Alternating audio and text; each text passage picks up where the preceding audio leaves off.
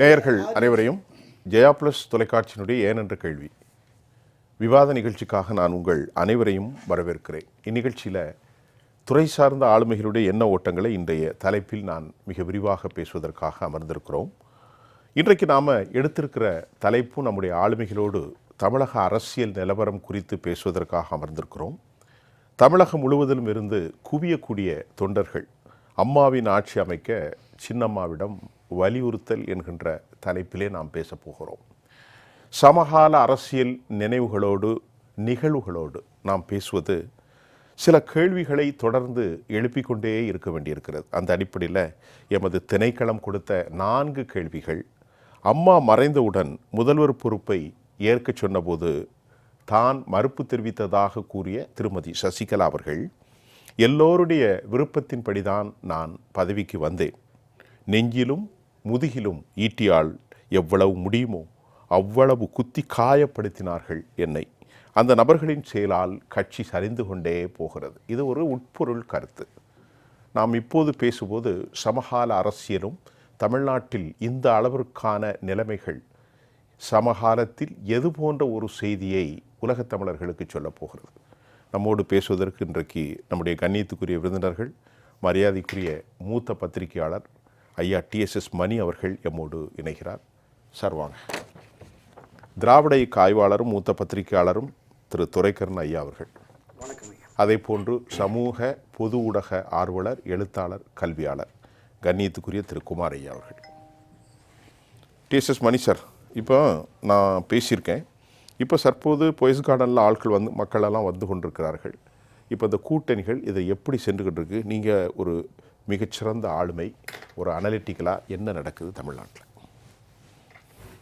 இல்லை, திமுக இப்போ ஆட்சியில் இருக்கு.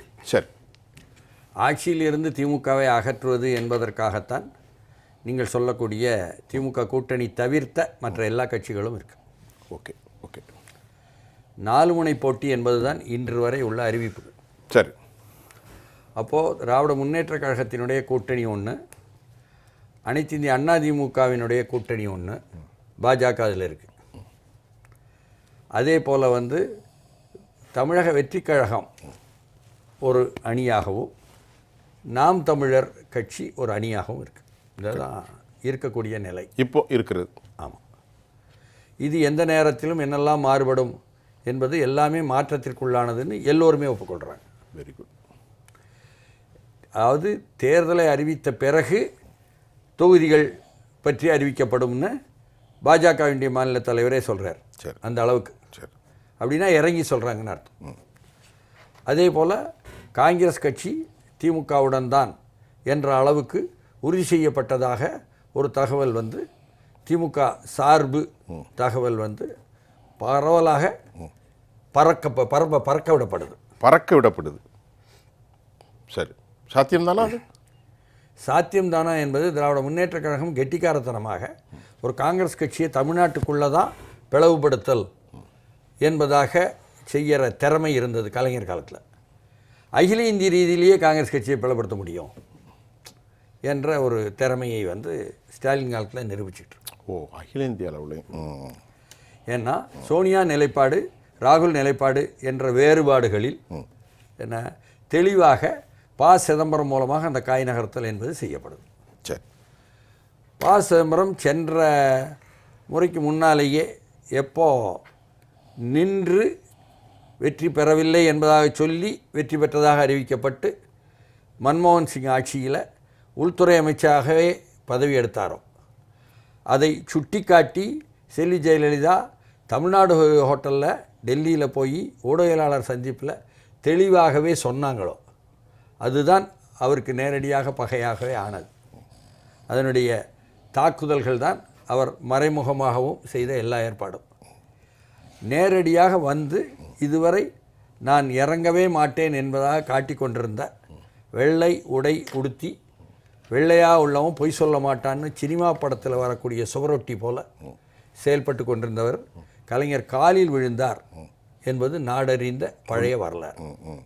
அப்படிப்பட்ட சிதம்பரம் தான் இப்பொழுது சோனியாவை போய் சந்திக்கிறாரு. இங்கே சிதம்பரமும் அவரை ஒத்த கருத்துள்ள மாநில தலைவரும் போய் நேரடியாக பேசுகிறாங்க ஸ்டாலின்ட்ட. இதில் தான் உள்ள எண்ணிக்கை தான் வெளியே வந்துக்கிட்டு இருக்குது. அப்போ கிரீஷ் சோடங்கர் வந்து அவர்களால் காங்கிரஸ் கட்சியால் அகில இந்திய அளவில் ஒரு குழுவுக்கு தலைமைன்னு அறிவிக்கப்பட்டவர். அவர் வந்து அதற்கான முயற்சியெல்லாம் எடுத்தவர்.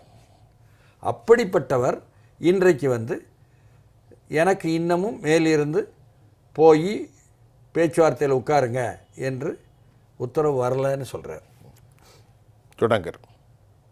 அதனால் சரி, இது வந்து நாளை தான் தெரியும் அல்லது இன்றைக்கி இரவு தெரியும் ஊடகங்களுக்கு. இது உண்மையிலேயே திமுகவுடன் காங்கிரஸ் போகிறது என்பது உண்மைதானா என்பது ஒரு பக்கம் சொல்லிட்டீங்க. அடுத்து நம்ம கேட்போம். இருங்க. வணக்கம் திரு குமார் சார்.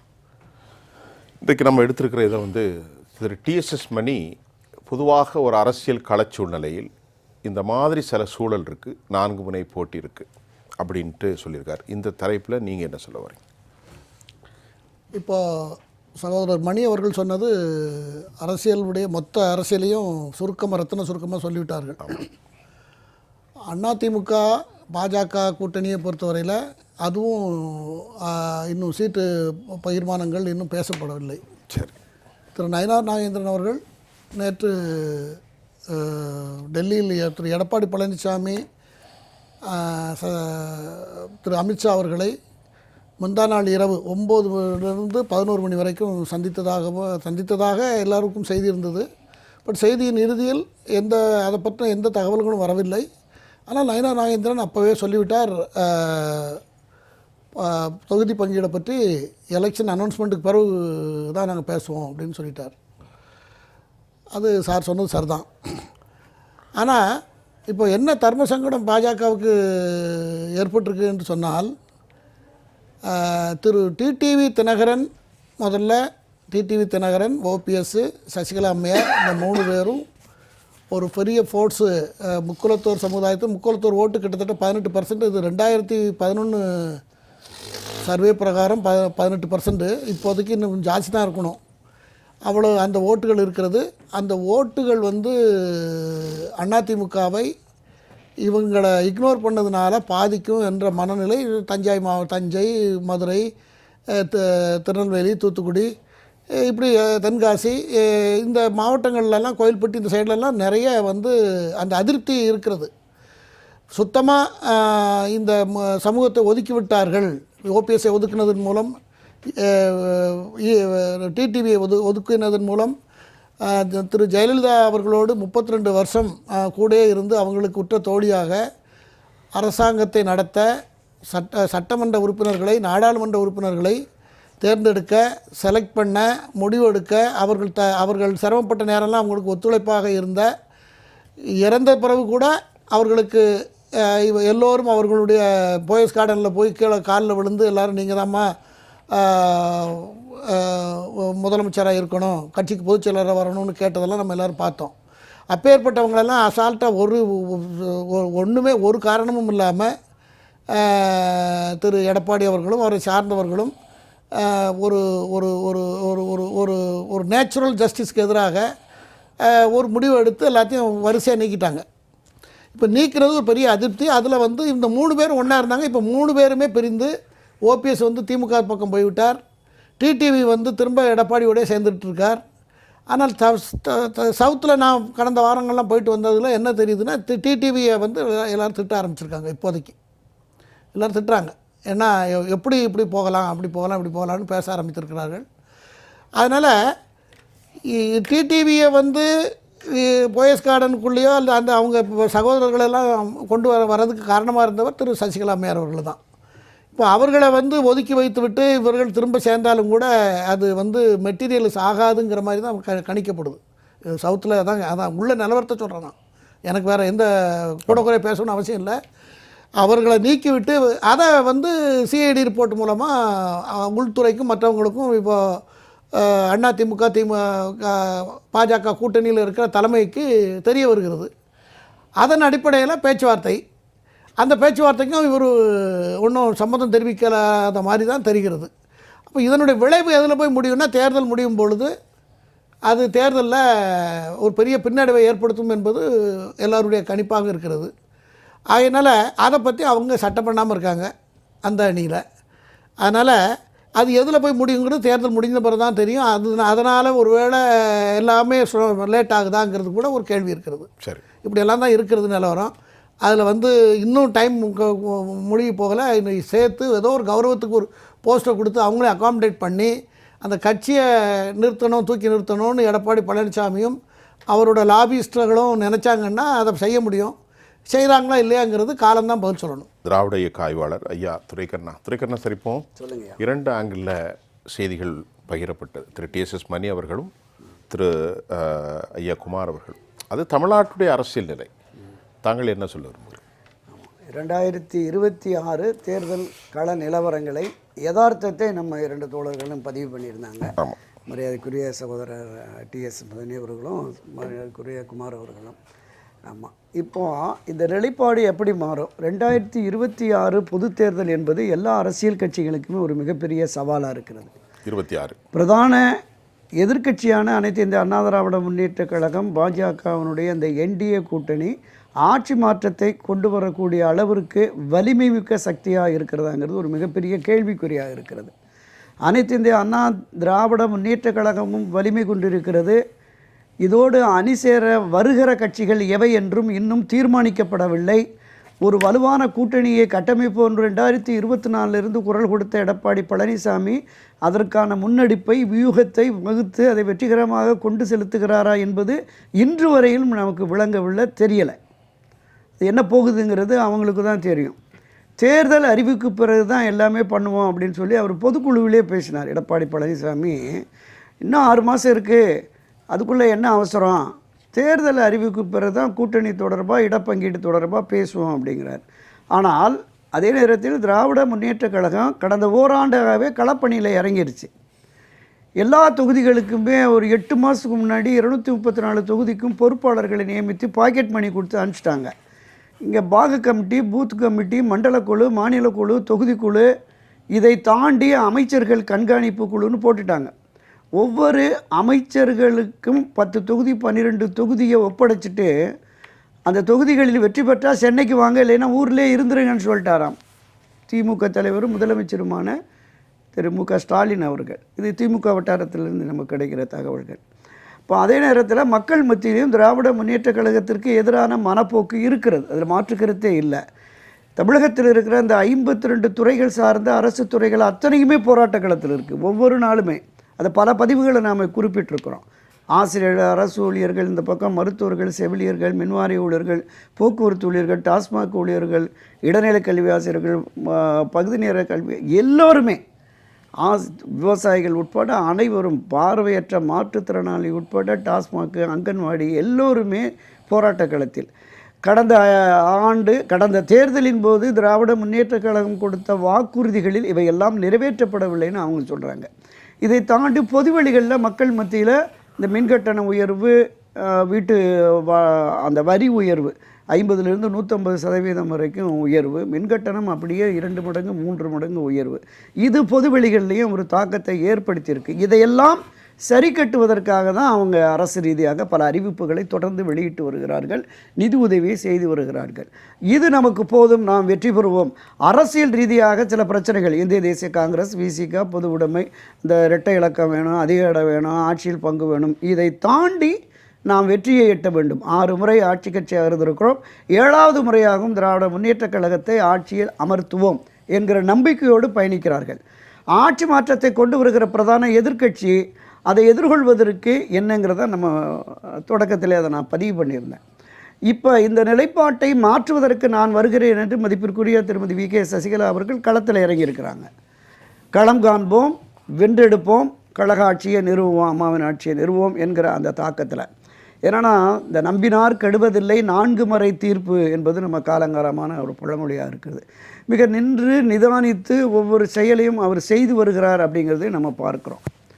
ஒரு முறை சட்டமன்றத்தில் பேரறிஞர் அண்ணாவுக்கு எதிராக பிஜி கருத்திருமன் நினைக்கிறேன், நினைவில், அவர் சொன்னாராம், உங்களை ஆட்சியை ஆமாம் யுவர் டேஸ் ஆர் நம்பர்டுங்கிற போது அண்ணா எந்திரிச்சு மை ஸ்டெப்ஸ் ஆர் மெஸ்ஸர்டு அப்படின்னு ஒவ்வொரு அடியும்.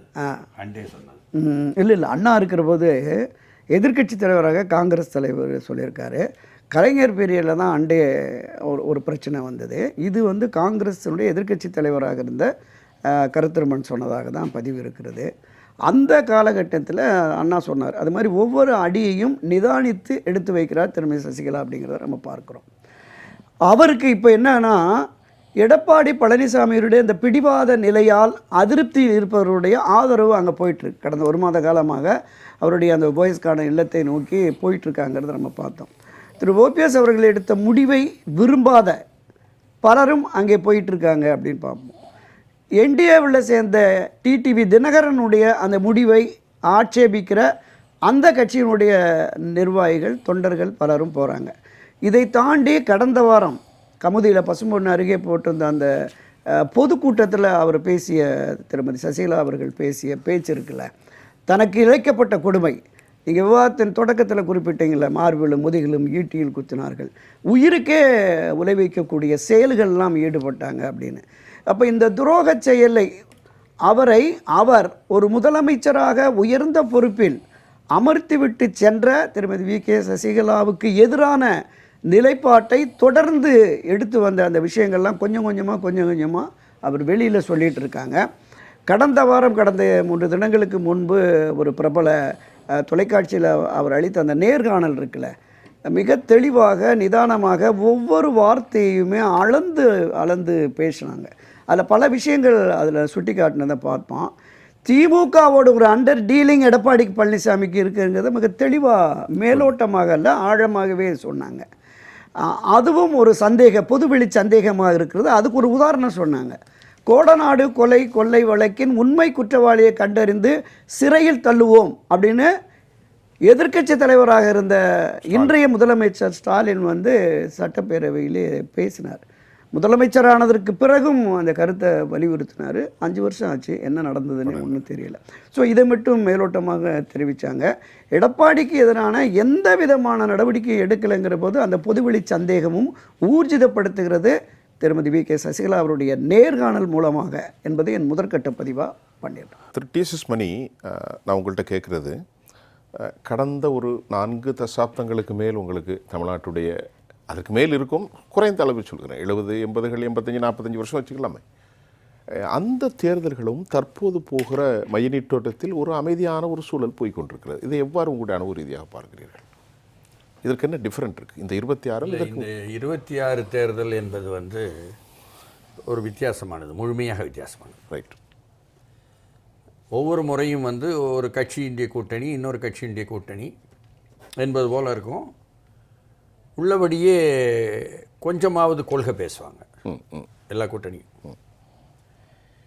இந்த முறை வந்து கூட்டணி சேர்ப்பதும் சரி, செயல்படுவதும் சரி, எதிர்பார்ப்பும் சரி, பணம் பணம் பணம் பணம் பணம்.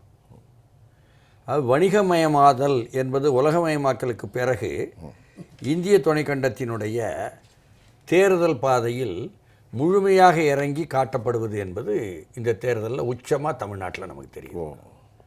26ல் இது உச்சபட்சமாக இருக்குங்கிறிய? உச்சபட்சமாக இருக்குது. அதுக்கு திமுக தலைமை தாங்குது. திமுக தலைமை தாங்குது இந்த வணிகமயமாக்கல்ல. அவங்க 24 மணி நேரம் அதுதான் அள்ளறது கொடுக்கறது மட்டும்தான் வந்து அந்த அளவுக்கு கொட்டுன்னு கொட்டுது. இல்லை, அது காங்கிரஸ் வந்து முரண்படுபவர்கள் பொழுதே சொல்லுறாங்க, ஒவ்வொரு பட்ஜெட்லேயும் அவங்க வந்து கணிசமாக போயிடுது அப்படின்னு.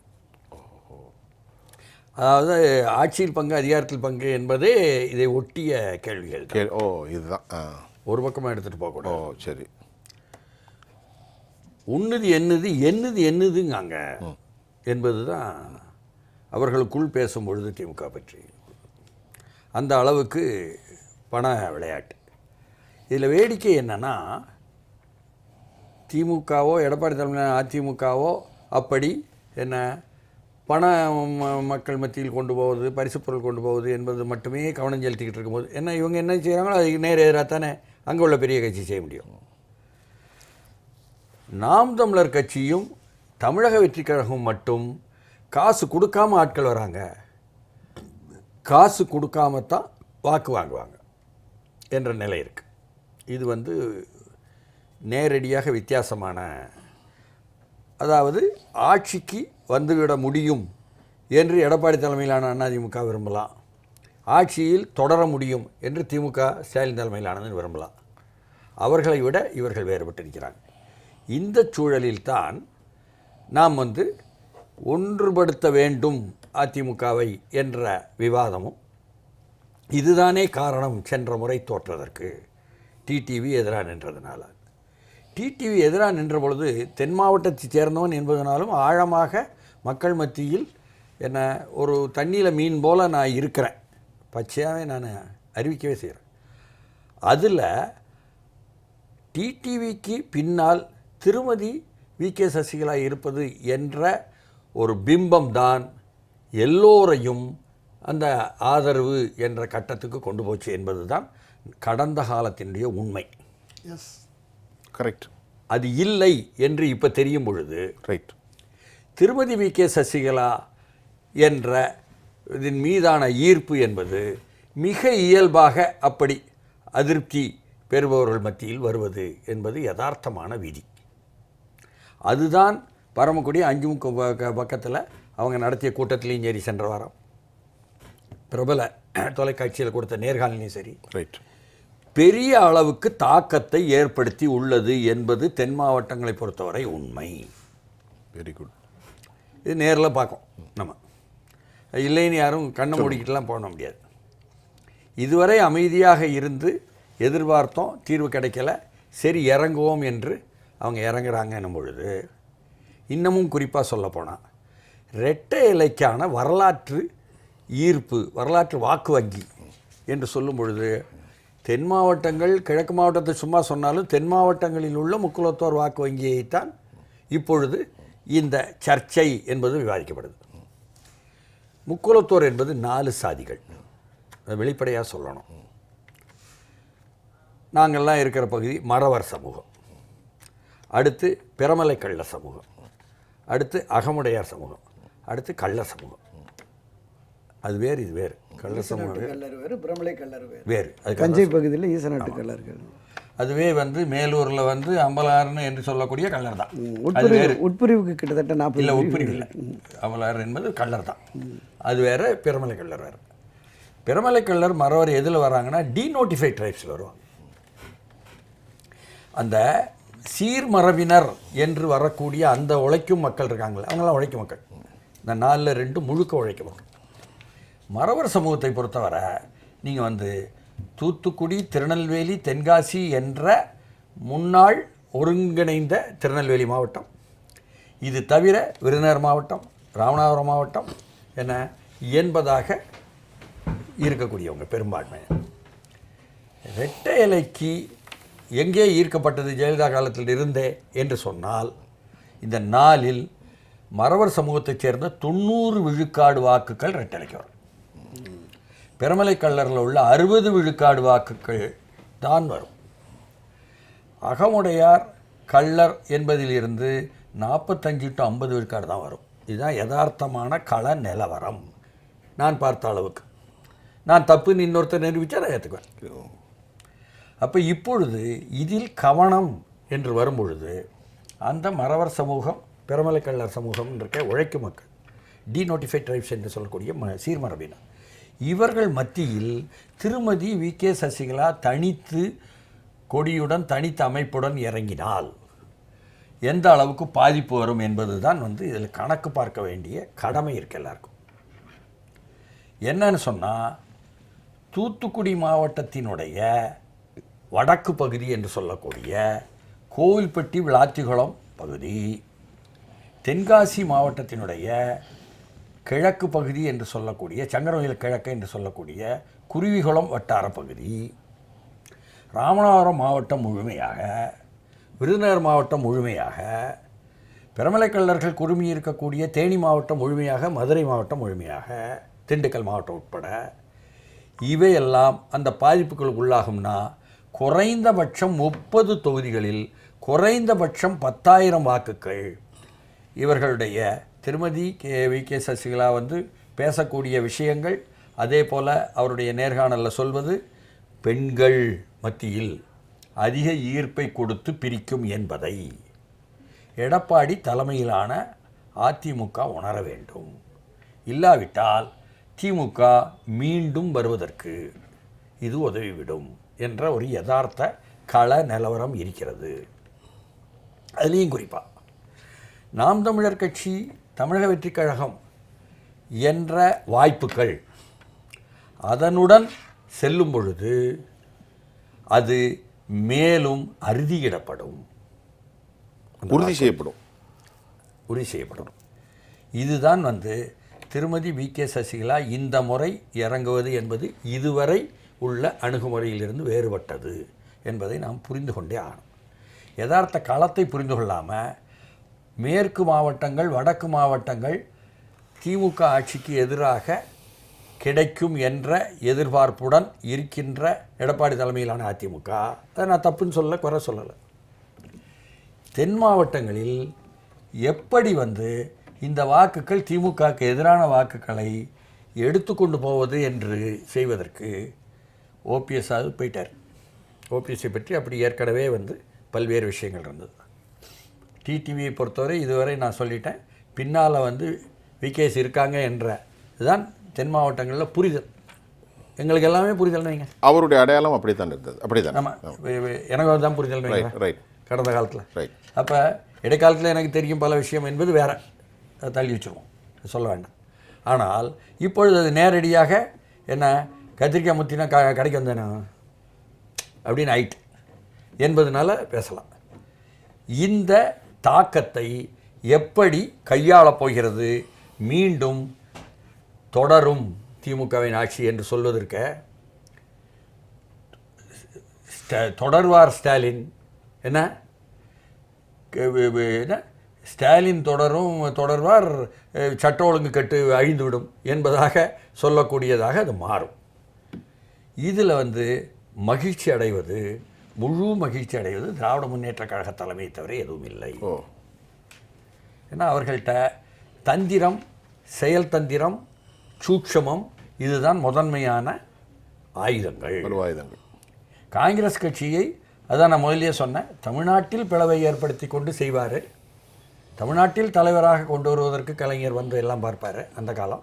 இப்பொழுது அகில இந்திய ரீதியிலேயே சோனியா ஒரு நிலைப்பாடு, ராகுல் ஒரு நிலைப்பாடு என்ற அளவுக்கு சிதம்பரம் மூலமாக அதை செய்ய வைக்கவும் முடியும் என்பதற்கான நிரூபணமும் கிரீஷ் ஜவடேக்கரும் சரி, அல்லது இவர் சோடங்கரும் சரி, கேசி வேணுகோபாலும் சரி, நேரடியாக இங்கே அனுபவித்ததை போய் சோனியா கையில் பேசும் பொழுது ரொம்ப தெளிவாக எங்களுக்கு மரியாதை இல்லை என்ற விஷயம் முதற்கொண்டு சொல்லியிருக்காங்க. திமுக அந்த அளவுக்கு இல் ட்ரீட் பண்ணியிருக்காங்க. ஆமாம் ஆமாம். அதாவது கேசி வேணுகோபால் முகத்தை பார்த்து பேச மாட்டேங்கிறாரு. கிரீஷ் அவர் ஆட்சியில் பங்குன்னு ஆரம்பிக்கும் பொழுது no no no no no எல்லாரும் பேச ஆரம்பித்தாங்க. டிஆர் பாலு தானே பேசியிருக்காரு, தம்பி இதெல்லாம் பேசாதீங்க நம்ம எல்லோரும் நோ நோ நோ. அது நிதானமாக விட்டு பேசியிருக்கலாம். அப்போது போகட்டும், போயிட்டாங்கன்னு சொன்னால் என்ன, காங்கிரஸ் முக்தி பாரத் என்று சொல்லக்கூடிய கட்சியுடன் பேசிக்கலாம். இது என்ன பெரிய குண்டத்தி? ஆமாங்க, ஒன்றியத்தில் அதிகாரத்தில் உள்ளவங்க இல்லைன்னா இடி எல்லாம் அனுப்புகிறாங்க, தப்பிக்கணும்ல. நாங்கள் 13 பேர் கிடக்க முடியல நம்ம. ஆமாம், அதனால அந்த மாதிரி தந்திரங்களும் எல்லா ஆயுதங்களையும் கையில் வைத்து கொண்டு தான் ஆட்சி அதிகாரத்தில் இருக்கும் திராவிட முன்னேற்ற கழகம் இருக்கிறது, இருக்கும், செயல்படும் என்பதை கணக்கில் எடுக்கும். துரைக்கண்ணா சார், ஐயா சொல்லுங்கள். இன்னைக்கு ஃபுல்லாகவே உங்களுடைய கருத்துக்கள் தான், நான் குறுக்கிட இல்லை, நீங்களே சொல்லுங்கள். முக்கியமாக அது பல்வேறு விதமான அரசியல் கருத்துக்களை நம்ம அலசி ஆராய்ந்த பொழுது சரி, 2026 என்பது ஒரு மிகப்பெரிய சவாலான விஷயமாக தான் இருக்கிறது. கண்டிப்பாக. ஆமாம், இன்றைய அரசியல் என்பது வர்த்தக சூதாட்டக்களமாக மாறிவிட்டது. அதுதான் 100% வர்த்தக சூதாட்டக்களமாக மாறிவிட்டது. 25 ரூபா 30 ரூபா இருந்தால் இறங்கு. ஆமாம் ஆமாம், வெற்றி தோல்வியை பணம் தான் தீர்மானிக்கும் துரதிருஷ்டவசமான நிலைக்கு நாம் போயிட்டோம். குமார் சார் அதை பற்றி புக்கை எழுதியிருக்காரு. ஆமாம், நிறைய எழுதியிருக்கிறாரு. என்னன்னா, இந்த ஜனநாயக ரீதியில் நமக்கு ஒவ்வொரு வாக்குமே வலிமை மிக்க வாக்குகள், நம்மை ஆளுவர்களை நாம் தேர்ந்தெடுப்பதற்கு நமக்கு கிடைத்திருக்கிற பெரும் ஆயுதம் என்று எல்லோரும் புறஆயுதப்பட்டு பேசிக்கொண்டிருக்கிற வேளையில் இந்த ஆயுதத்தை 500 1000க்கு விலை பேசும் ஒரு சூழல் வந்துவிட்டது என்பது உண்மையிலே துரதிருஷ்டவசமானது தான். இப்போ இந்த நிலையை மாற்றுவதற்கு என்ன பண்ணணும்னா, அரசியல்வாதிகளும் அதிகாரிகளும் பொதுமக்களும் ஒரு சங்கல்பம் எடுத்து, இந்த வாக்குக்கு பணம் வாங்கவும் மாட்டோம், கொடுக்கவும் மாட்டோம், அதிகாரிகள் லஞ்சம் வாங்கவும் மாட்டோம், கொடுக்கவும் மாட்டோம் என்கிற ஒரு நிலை ஏற்பட்டால் தான் இந்த மாற்றம் வரும். அது வரைக்கும் இது எப்போது வருதுன்னு நம்ம காத்திருப்போம். அப்போ இன்றைய சூழலை பொறுத்தளவு காங்கிரஸ் கட்சியில் கிடைக்கிற குழப்பம், சகோதரர் சொன்னார்ல டெல்லியிலே, அது உண்மைதான். ஏன்னா திரு ப. சிதம்பரம் சொன்னார் ஒரு முறை, ஏங்க அங்கே கார்கேவை தலைவராக போட்டுட்டு எல்லாம் ராகுல் சோனியான்னே பேசிகிட்டு இருக்கீங்களே, அவருக்கு என்ன பொறுப்பு அப்படின்னு. அப்போ அகில இந்திய காங்கிரஸ் கமிட்டியினுடைய சேர்மன், ஆல் இண்டியா காங்கிரஸ் கமிட்டியினுடைய சேர்மன் கார்கே, ஆனால் எங்களுக்கு தலைவர் ராகுல் சோனியா தான் அப்படிங்கிற மாதிரி சொன்னார். இன்றைக்கி அதுதான் அங்கே இருக்குது. 3 பேரும் 3 கோணத்தில் இருக்கிறாங்க, ராகுலும் வெறுங்கல்பட்டு. ராகுலுக்கு ப. சிதம்பரத்துக்கும் தொடக்க முதலே ஒரு சரியான புரிதல் இல்லாமல் இருக்காங்க அப்படிங்கிறது. மரியாதைக்குரிய ராஜீவ்காந்தி காலத்திலே 1980களில் ப. சிதம்பரம் ஒரு எதிரான முடிவை எடுத்தார் அப்படிங்கிறதெல்லாம் நம்ம பார்த்தோம். இன்னொன்று 1996 தமாக உருவாகுவதற்கும் ப. சிதம்பரம் தான் மூல காரணம் என்பது டெல்லி தலைமைக்கும் தெரியும், இங்கே இருக்கிற நண்பர் மணி போன்ற எல்லோருக்குமே தெரியும். ஒரு 4 நாளில் தமாகாவை உருவாக்கி டெல்லியில் போய் உட்காந்து, அப்போ வி. கிருஷ்ணமூர்த்தி நினைக்கிறேன் நம்ம தேர்தல் ஆணையராக இருந்தவர், இப்பவும் தயார் பண்ணி கொண்டு காரைக்குடியில் வரக்கூடிய செய்தி என்னன்னு சொன்னால், 11 மாவட்ட தலைவர்களை நியமித்து விட்டு ப. சிதம்பரம், அதன் மூலமாக ஜனநாயக பேரவைக்கான தயாரிப்பு ஒரு பக்கம் இருந்து கொண்டே இருக்கு. மீண்டும் அது வர்றதுக்கு வாய்ப்பு இருக்கிறதுங்கிறத நானுமே பார்க்குறேன். இப்போ அவர் மூலமாக 4 நாட்களில் தமாக உருவாக்கி சைக்கிள் சின்னத்தையும் வாங்கிட்டு வந்தாங்க ஒட்டுமொத்தமாக. ஸோ அந்த சாதுரியம் சாமர்த்தியம் என்பது இவர் உச்சநீதிமன்றத்தினுடைய ஆகச்சிறந்த வழக்கறிஞராக பணியாற்றியது, அவருக்கு இருக்கிற தொடர்புகளை வச்சு இதை பண்ணுறார். அப்போ இந்த சூழலில் தமிழக காங்கிரஸ் கமிட்டியினுடைய ஒரு 70-75% பேர் அதிகாரத்தில் பங்கு, ஆட்சி அதிகாரத்தில் பங்கு அதிக இடங்கள்ங்கிறத இருக்காங்க.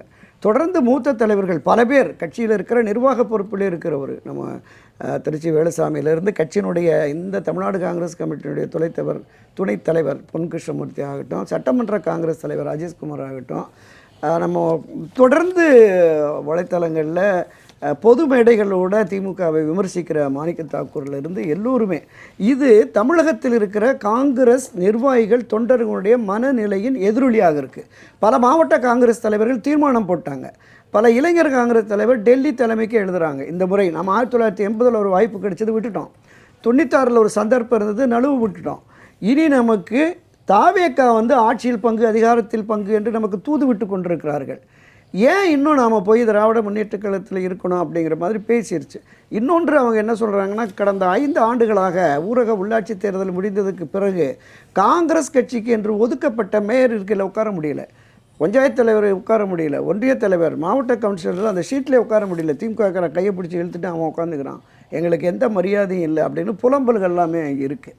அதனால தான் இப்போ சகோதரர் சொன்ன மாதிரி மாநில அளவில் தேசிய அளவிலே ஒரு பிளவு காங்கிரஸுக்கு ஒரு பெரிய நெருக்கடியை சிக்கலை கொடுத்துருக்கோம் அப்படிங்கிற மாதிரி இதுவரையிலுமான நிலைமை. நீங்கள் தேசிய அளவில் ஒரு புரியும்னா ஒரு சின்ன கேள்வி ஐயா, சொல்லுங்கள். பசுவுக்கும் கண்டிருக்குமா? ஆமாம் ஆமாம், இல்லை நான் சின்னத்தை சொன்னேன். ஆமாம் ஆமாம் ஆமாம், 77 பசுவும் கன்றும். நிச்சயமாக நிச்சயமாக திருமதி சோனியா காந்தி அவர்களுக்கும் திரு ராகுல் காந்தி அவர்களுக்குமே சரியான புரிதல் இருக்காங்க. ராகுல் காந்தியும் தேசிய பொதுச் செயலாளர் பிரியங்கா காந்தி தாவேக்கா கூட போகிறது பரவாயில்ல, தமிழ்நாடையும் தாண்டி புதுச்சேரி கேரளாவிலேயே நாம் கால் ஊன்றுவதற்கு, ஆட்சி அதிகாரத்திற்கு வருவதற்கு அது பயன்படுங்கிற மாதிரி இருக்குது. இந்த தாவேக்கானுடைய வாக்கு சதவீதம் என்று வருகிறது, காங்கிரஸ் கட்சி சார்பாகவும் சில பேர் அந்த விவரங்களை கொண்டு போயிருக்காங்க. அங்கிருந்து வந்த பிரவீன் சக்கரவர்த்தி, ஷோடங்கர், கேசி வேணுகோபால் போன்றவர்களும் கூட அந்த கருத்தாக்கத்தில் இருக்கிறாங்கிறத நம்ம அவருடைய பேட்டியின் மூலமாக பார்த்தோம். அப்போ இந்த நிலை என்பது திராவிட முன்னேற்ற கழகமும் ஒரு பெரிய நெருக்கடியில் இருக்கிறது, ஆட்சி அதிகாரத்தில் வர முடியாது இருக்கிறது, பொது வெளிகளிலையும் மக்கள் மத்தியிலையுமே ஒரு அதிருப்தி இருக்கிறது என்கிற பொழுது ஆட்சி மாற்றத்தை ஏற்படுத்துகிற பிரதான எதிர்க்கட்சி அதற்கான வேலை திட்டத்தை உருவாக்க வேண்டுமா இல்லையா? அவங்க முயற்சி எடுக்கலை. இன்னொன்று, தென் மாவட்டங்கள், டெல்டா மாவட்டங்களில் மிகப்பெரிய அளவில் திருமதி வி. கே. சசிகலாவுக்கான ஆதரவு இருக்கிறது அப்படிங்கிறது நம்ம பொது வெளிகளில் இப்போ சகோதரர் சொன்ன மாதிரி இருக்கிறது, எது மாற்றுக்கிறதே இல்லை. அப்போ இந்த வாக்குகள் அண்ணா திராவிட முன்னேற்ற கழகத்திற்கு எதிராக வருகிற பொழுது ஒரு 60-70 தொகுதிகளில் மிக மோசமான தோல்வியை தழுவும் அதிமுக, எடப்பாடி பழனிசாமி தலைமையில் அதிமுக. என்ன காரணம்னா இதுக்கு ஒரு உதாரணம் இருக்குது. 2021 அமமுக டிடிவி தினகரன் கட்சி மட்டுமே தனித்து போட்டிட்டு ஒரு 22-24 தொகுதிகளில் அதிமுக வெற்றியை பாதிப்புக்கு ஏற்படுத்தியிருக்காங்க. இப்போ அதை விட இன்னொரு மடங்கு ஆதரவு நிலைப்பாடு என்பது இருக்கும். ஏன்னா இந்த முக்குளத்தோர் அடையாளம் என்று கருதப்பட்ட திரு ஓபிஎஸ் அவர்கள் திமுகவுக்கு போயிட்டாங்க, டிடிவி தினகரன் என்டிஏ அணியில் போயிட்டாங்க. நாம் அம்மாவின் ஆட்சியை மீண்டும் அமைப்போம் என்று வருகிற திருமதி வி.கே. சசிகலாவுக்கு இந்த ஆதரவு நிலைப்பாடு என்பது நிச்சயமாக அதிகரிக்கும், அதில் மாற்று கருத்தே இல்லை. நம்ம மரியாதைக்குரிய சகோதரர் குமார் சொன்னது மாதிரி மத்திய அந்த உளவுத்துறை ஐபி ரிப்போர்ட்ஸ் அவங்களுக்கு போயிருக்கு. 2021 அமித்ஷா இதை தான் சொல்லியிருக்கிறார். 40 தொகுதிகளில் டிடிவினுடைய அமமுக வெற்றியை பாதிக்கும்னு வருது, நீங்கள் ஒரு 15 தொகுதி எனக்கு கொடுங்க, பாஜக அவங்களுக்கு கொடுக்குறோம் அப்படின்னு. 20 தொகுதி கேட்டு 15 கேட்டு கடைசியில் 10 தொகுதி கேட்டதுக்கு கூட எடப்பாடி பழனிசாமி நாங்கள் 160-170 இடங்களில் ஜெயிச்சு நாங்கள் ஆட்சிக்கு வந்துடுவோம், தயவு செய்து அவங்க வேண்டாம் அப்படின்னு ஒதுக்கிட்டாரு. இப்போ பங்காளி சண்டை முடிஞ்சிருச்சு, நான் அண்ணன் நீ தம்பின்னு கை கோர்த்துக்கிட்டாங்க, அது ஒரு விஷயம். ஆனால் அந்த நிலைப்பாடு என்பது அன்றைக்கு மத்திய உளவுத்துறை 2021 சொன்னதில் அந்த உளவுத்துறை தான் 60-70 தொகுதிகளுக்கு மேலே இந்த பாதிப்பு நிச்சயமாக இருக்கும், என்டிஏ அணிக்கு பாதிப்பு இருக்கும் என்று சொன்னதால் நான் அறிந்த வகையில் டெல்லி ஊடகவியலாளர்கள் என்ன சொல்கிறாங்க, அமித்ஷா திரு ஓபிஎஸ்ஐ இணைக்கணும்னு தொடக்கத்தில் சொன்னால் அதை தான் கைவிட்டீங்க போயிட்டார், இவர்களையாவது இணைத்து நாம் தேர்தலை எதிர்கொண்டால்தான் நாம் வெற்றி பெற முடியும் என்கிற ஒரு அழுத்தத்தை கொடுத்ததாக அங்கே டெல்லி வட்டாரத்திலேருந்து நம்ம நண்பர்கள் சொல்கிறாங்க. அது எந்தளவுக்கு உண்மைன்னு தெரியல. ஆனால் திரு எடப்பாடி பழனிசாமி வழக்கம் போல் அவங்களுக்கும் கட்சிக்கு தொடர்பு இல்லை அப்படிங்கிற மாதிரி கடந்து போகிறாரு. இந்த தேர்தலில் நிச்சயமாக அவருக்கு ஒரு பெரிய பாடம் கிடைக்கும். அது மூலமாக கட்சி தோல்வி அடைகிறது என்பது தான் ஒரு வேதனையான விஷயம். அனைத்து இந்த அதிமுக அப்படி ஒரு தோல்வி அடைகிற பொழுது இந்த கட்சியை இப்போதைக்கு நாம் காப்பாற்றுவோம், வெற்றி தோல்வியை பின்னர் பார்த்து கொள்வோம் என்கிற நிலைப்பாட்டில் திருமதி வி.கே. சசிகலா அவர்கள் இறங்கியிருக்கிறார்கள். 2017 இந்த கட்சியினுடைய நிர்வாகிகள் பலருமே ஒரு முதன்மை பொறுப்புக்கு நம்மை கொண்டு வர முயற்சித்தார்கள். காலம் கனிந்து மீண்டும் அந்த நிலைப்பாட்டை அவர்கள் எடுப்பார்கள் என்கிற நம்பிக்கையோடு திருமதி வி.கே. சசிகலா பயணிக்கிறார். அந்த நம்பிக்கை வெற்றி பெறுமா பொறுத்திருந்து பார்ப்போம். திரு குமார் அவர்கள் ஐயா சொல்லுங்கள். தமிழக அரசியல் நிலவரம் இந்த தேர்தலில் மிக வித்தியாசமாக மக்களை ஒரு இப்படி தான் தேர்தலா இதுதான் தேர்தலா அப்படின்னு நேரடியாக அவர்களுக்கு தெரியக்கூடிய ஒரு சூழலில் இந்த தேர்தல் நடக்க போகிறது. அதில் மாற்று கருத்து எதுவும் இருக்க முடியாது. காரணம் என்னென்னா எல்லாமே நம்மளை ஏமாற்றுவதற்காக தான் இந்த இந்த இதெல்லாம் பண்ணிக்கிட்டு இருக்காங்கங்கிற மாதிரி இது ஆக போகிறது இந்த தேர்தல். காங்கிரஸு திமுகவும் இன்றைக்கி கையெழுத்தாயிட்டாலும் கூட அவ்வளோ ஈஸியெல்லாம் அவங்க பெரிய வித்தியாசத்தில் ஜெயித்து வந்துட முடியாது என்பது என்னுடைய தனிப்பட்ட கருத்து. ஏனென்று சொன்னால் திமுகவிற்கு ஆன்டி இன்கம்பரன்சி நிறைய இவ்வளோக்கு இருக்குது, கழுத்துக்கு இருக்குது. அது அவங்க என்னதான் வார்த்தை பிரயோகத்தில் அறிவிப்புகளில் திட்டங்களை காமிச்சு ரிப்பன் கட் பண்ணிக்கிட்டு இருந்தாலும் கூட அடிப்படையில் நிறைய முரண்பாடுகள் இருக்கிறது, மக்கள்கிட்ட அதிருப்தி இருக்கிறது. குடும்ப ஆட்சிங்கிற மிகப்பெரிய கம்ப்ளைண்ட் அவங்க மேலே இருக்குது. முகலாய ஆட்சியை தான் அவங்க நடத்திட்டு இருக்காங்கன்னு சாதாரண கிராமத்தில் கூட பேசுகிறாங்க. இதற்கு மேலாக மைனாரிட்டிஸ் ஓட்டு அவங்களுக்கு இருந்து ஒரு 60% விஜய்க்கு போயிடும். இந்த மாதிரி விஷயங்கள் இருக்கிறதுனால திமுக அவ்வளோ பெரிய அளவில் ஜெயித்து அவங்க தனிப்பெரும்பான்மையோட ஆட்சி அமைப்பாங்கங்கிறதுல எனக்கு பெரிய சந்தேகம் இருக்கிறது. 2வது இடத்துல இருக்கிற அதிமுக ஒழுங்காக ஒரு பொது நோக்கோடு இந்த கட்சியை, எம்ஜிஆர் ஆரம்பித்த இந்த கட்சியை, ஜெயலலிதா வழிநடத்திய இந்த கட்சியை ஒரு ஆட்சி அதிகாரத்தில் உட்கார வைக்க வேண்டும் என்ற எண்ணம் 2017 எல்லோருக்கும் வந்திருந்தால் திமுக இப்போ ஆட்சிக்கு வந்திருக்காது. இது கடந்த கால தேர்தல் வரலாறு, தேர்தல் முடிவுகளை வச்சு நாம் சொல்ல முடியும். ஆனால் அத்தனை தவறுகளையும் செய்துவிட்டு இன்னும் நாங்கள் செய்தது தான் நியாயம் என்று சொல்லி ஒருவர் அடம் பிடித்து கொண்டு இருக்கிறார். மற்றவர்கள்லாம் அவருக்கு கூஜா தூக்கி கொண்டு இருக்கிறார்கள். கூட்டணி அமைத்த பாஜகவும் அதற்கு மேலே அவர்களால் செல்ல முடியவில்லை. முடிந்த அளவுக்கு சொல்லி பார்க்கிறார்கள், அதுக்கு மேலே காய் நோட்ட முடியவில்லை. இந்த மாதிரி சூழ்நிலையில் தேர்தல் சந்திக்கப்பட போகிறது. இங்கே அதிமுகவில் நான் ஏற்கனவே சொன்னது போல் சசிகலா அம்மையாரை தனியாக ஒதுக்கிவிட்டு தினகரன் வந்தாலும் ஒன்றும் அது எடுபடாது. தினகரன் வந்து சேர்ந்துருக்கிறது வந்துடுது, என்ன சூழ்நிலையில் சேர்ந்துருக்கிறார், என்ன தான் போய் பேசினாலும் அவங்க எதிராக ஒரு கேண்டிடேட்டை போட்டு ஒரு 30-40 கேண்டிடேட்டை போட்டு அவங்களுக்கு சக்தி இருக்குது, கெப்பாசிட்டி இருக்குது, அவங்க போட்டு எல்லோரும் ஒரு நாளைக்கு 500-300-400 பேர் வீட்டுக்கு வந்து பார்க்கும்போது அவங்களுக்கு தினகரன் இருக்கார், இவர் தினகரன் வந்து அவங்க தினகரனுக்கு சித்தி தானே அப்படின்னு எல்லோரும் நினச்சிக்கிட்டு இருந்த மக்கள் இப்போ தினகரன் விட்டுட்டு போனதுக்கப்புறம் தான் இங்கே இது வேறு குடும்ப பிரச்சனை வேறு ஓடிக்கிட்டு இருக்குது, இந்த அம்மாவை ஒதுக்கி விட்டாங்க. இவங்க வேறு பேட்டி வேறு தந்தி டிவியில் ஒரு அற்புதமான யதார்த்தமாக நடந்ததை பூரா எக்ஸ்பிளைன் பண்ணியிருக்காங்க, ரொம்ப டீட்டெயில்டாக. அவங்க எப்போதுமே இவ்வளோ தூரம் பேசுனதில்லை, அதை பேசியிருக்காங்க. அது நம்முடைய கருணா அவர்கள் சொன்னது போல், டிஎஸ்எஸ் மணி அவர்கள் சொன்னது போல் கிராமங்களில் எல்லா இடத்துலையுமே மிகப்பெரிய தாக்கத்தை ஏற்படுத்தியிருக்கிறது. இப்போ இந்த சூழலில் தேர்தல் வந்ததுன்னா அவங்க கேண்டிடேட் போட்டு நிறுத்தினாங்கன்னா, ஏன்னா இப்போ அவங்களுக்கு துரோகம், அதாவது கட்சி வரணும், அதிமுக இருக்கணும், ஜெயலலிதா எனக்கு பிறகும் 100 ஆண்டுகள் ஆனாலும் இந்த கட்சி இருக்கணும்னு சொன்னது இதெல்லாம் மனதில் அவங்களுக்கு இருக்கிறது. பல முறை அதை பற்றிலாம் சொல்லியிருக்காங்க, பேசியிருக்காங்க. ஆனால் நேரடியாகவே ஒருத்தருக்கு துரோகம் பண்ணி அழிச்சிடணும்னு ஒரு முடிவு எடுக்கும்போது அதை கவுண்டர் பண்ணி ஆகணுங்கிற நிர்பந்தம் அவங்களுக்கு வந்திருக்கிறது. அவ்வளோதான். அப்போ அதை வந்து டிஃபென்ஸாக அவங்க எடுத்துகிட்டு போனாங்கன்னா அது கடுமையாக பாதிக்கும். ஏன்னா கோவை மாவட்டத்தில் செங்கோட்டையன் இருக்கார். செங்கோட்டையன் வந்து ஃப்ரீயாக இருந்த கோவை மாவட்டத்தை செங்கோட்டையன் விஜய்க்கு எல்லா யங்ஸ்டர்ஸும் யங்ஸ்டர்ஸ் இன்றைக்கி பார்த்தீங்கல்ல, இவ்வளவு சொல்லியும் கூட்டத்தில் யாரும் என் பின்னால் வராதிங்கன்னு அவர் சொல்கிறார், மேடையில் அறிவிச்சு தான் வர்றாரு. வர்றது பின்னாலே வந்து அடிபட்டு கிடக்குறாங்க பசங்க. அப்போ இந்த மாதிரி ஒரு இளைஞர்களை கொண்ட தமிழகம், அன்றைக்கி நான் எங்கேயாவது போய் கடலில் குதிக்கிறதுக்கு தயாராக இருக்கக்கூடிய இளைஞர்களை கொண்டு நம்ம இருக்கோம்.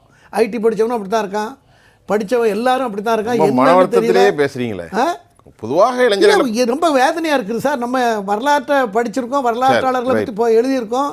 18 வயசில் இருந்த ராஜகுரு, சுகதேவ், நம்ம ஊரில் இருந்த பாரதி, எல்லாருமே சின்ன வயசில் எவ்வளோ பெரிய கற்பனையோட, எவ்வளோ பெரிய நேஷனோட வியூவோடு அவங்க வாழ்ந்தாங்க. நான் எல்லாருக்குமே சின்ன வயசுலேயே ஒரு தேசிய பார்வை இருந்தது. ஆனால் ஒரு நடிகருங்கிற ஒரே காரணத்திற்காக இவங்க இவ்வளவு தூரம் ஆர்வத்தோடு இருக்காங்க. அவங்களுக்கு கண்டிப்பாக ஓட்டு போகும். ஓட்டு டிசைடிங் பாயிண்ட் 1 கோடி எஸ்ஐஆரில் ஒரு மாற்றம் வரும். எஸ்ஐஆரில் மட்டும் கிட்டத்தட்ட 90 லட்சம் ஓட்டு எஸ்ஐஆரில் அது இந்த தடவை டெலிட் ஆகிருக்கு. அப்போ சிறுபான்மையினர் ஓட்டு அடிப்படுது. அப்போ திமுக அவ்வளோ ஈஸியாக ஜெயிக்க கண்டிப்பாக முடியாது.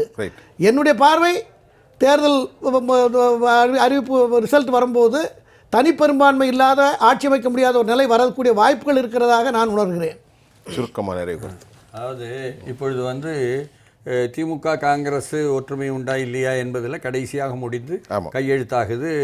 சரி, அது வந்து இவருடைய நான் ஏற்கனவே சுட்டி காட்டின மாதிரி ப. சிதம்பரத்தினுடைய காய் நகர்த்தல் திமுகவுக்காக செய்ததில் சக்ஸஸ் ஆயிட்டு.